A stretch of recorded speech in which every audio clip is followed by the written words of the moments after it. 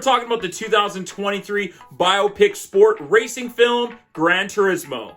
Based on the incredible true story of underdogs, a young, struggling, working-class gamer named Jan Mardenborough, a failed, hardened former race car driver, and an idealistic motorsport exec risk it all to go up against the most elite sport in the world, racing. The 10 of you are the best Gran Turismo players in the world.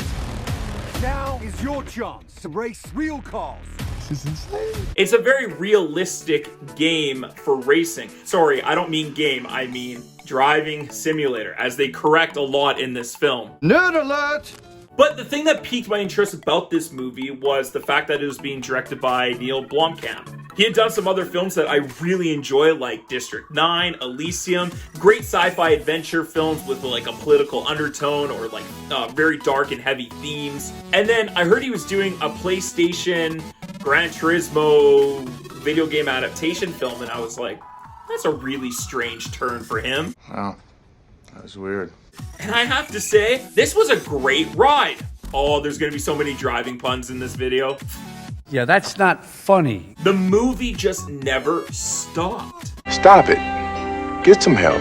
This film was surprisingly entertaining. Like, it wasn't just a normal sort of video game adaptation movie. It was different. In fact, it doesn't really focus very much on the video game adaptation part of it. It's actually more of a biopic film. If anything, it's about this incredible true story of this young man who's a great player and a great driver who enjoys the video game Gran Turismo and gets a chance to enter his name in to this contest where if he wins, he gets to go to this driving academy where he could possibly become an actual real life race car driver. There's this really cool underdog story, you know, it's very formulaic in that way, but I've never seen a driving movie look like this, feel like this, but it comes from a video game source.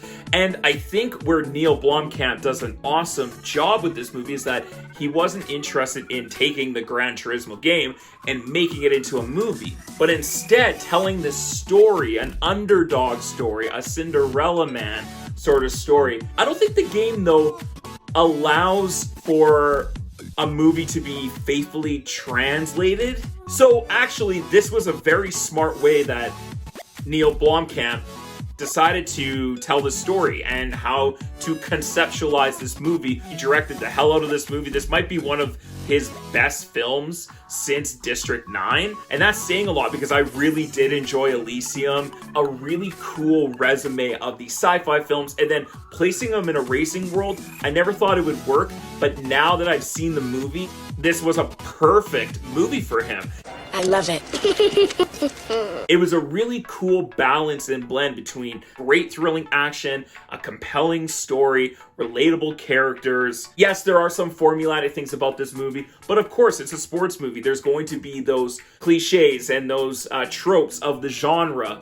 But if it's done and executed well, I don't mind those tropes. And this movie is executed fairly well. The story is fantastic. One of the best parts about this movie is the story that it's based on, this real life race car driver, this gamer to racer, and what a story. I just love these kind of movies, and the fact that it's told so well in a visceral way, in a relatable way, but while still having that awesome style to this film, it just creates this awesome entertaining movie. While the racing scenes are magnificent and they look great, I haven't seen them look this good since probably Ford v Ferrari from like 3 or 4 years ago, but there are a couple of shots in this movie where they use the drone a bit too many times, but it doesn't detract from the whole movie. I'm not saying that like, oh, it looks terrible. It just, there are times where you're like, oh yeah, that's a drone shot.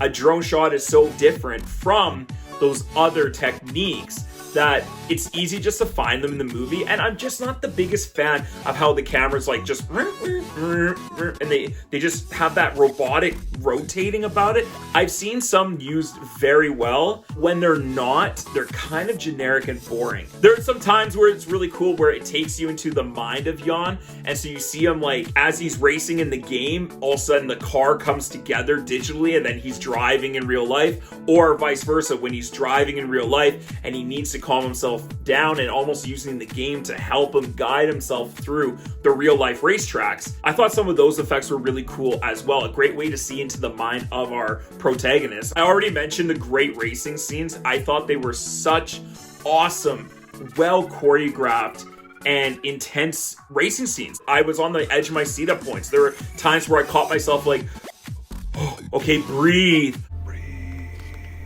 And if a movie can do that, get me tense like that, and feel those thrills, then I think this movie is doing a beautiful job. The actors were really great, and they brought these characters to life, starting with our lead protagonist, played by Archie Madekwe. He's playing a character that's a little bit quieter, a little bit more reserved. So it's a really hard character to nail down, but I thought he did an excellent job. Orlando Bloom, it was great to have him in a movie again. I thought it was awesome. And as one of like the tier people who helped create this team, I thought he did an awesome job. But by far the best performance, the standout, the man who steals all the scenes is David Harbour as this like sort of hardened, failed race car driver who's now chief engineer and is coaching Jan throughout this movie. He was so great and emotional and funny and hilarious and charming, and I just thought he was spectacular. You puked on my lawn.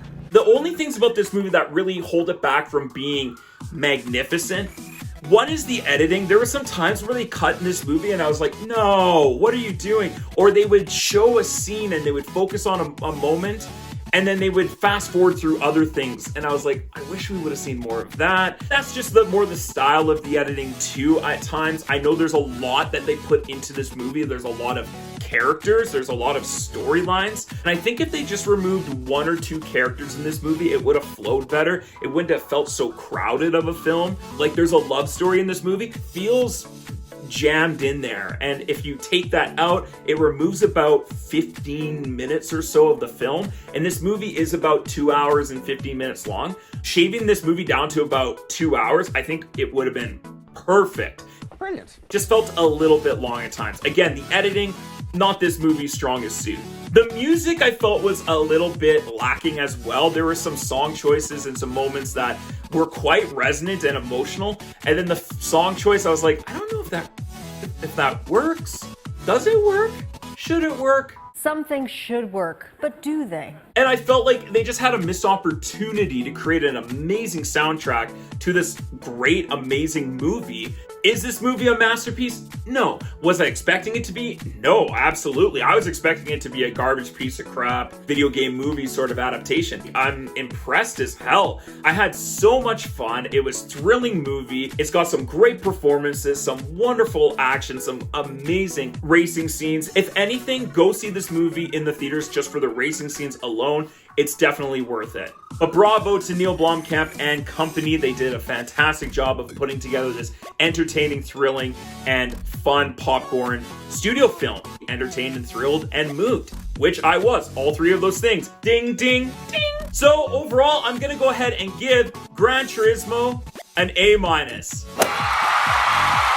What did you think of this film? Were you a big fan? Were you surprised about this movie? Or did you just think, nah, it's just another video game adaptation that's only so-so? Don't forget to click that like button and subscribe. Thank you so much for doing that. Thank you for checking out Mr. Teach Film Preach. Come back and check out some other videos like Strays, Blue Beetle, and Teenage Mutant Ninja Turtles Mutant Mayhem. Have a great day, everyone. Stay focused, stay awesome, and as always, let's get taught.